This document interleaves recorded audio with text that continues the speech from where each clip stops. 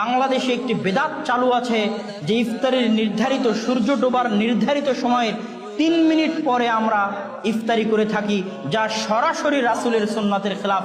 রাসূল সাল্লাল্লাহু আলাইহি ওয়াসাল্লাম বলছেন, ততদিন তোমরা কল্যাণের মধ্যে থাকবে যতদিন তোমরা তাড়াতাড়ি ইফতার করবে। আরেক হাদিসে বলছেন, ইহুদি খ্রিস্টানরা দেরিতে ইফতারি করে, তোমরা তাড়াতাড়িতে ইফতারি করো, সূর্য ডুবা মাত্রই ইফতারি করো।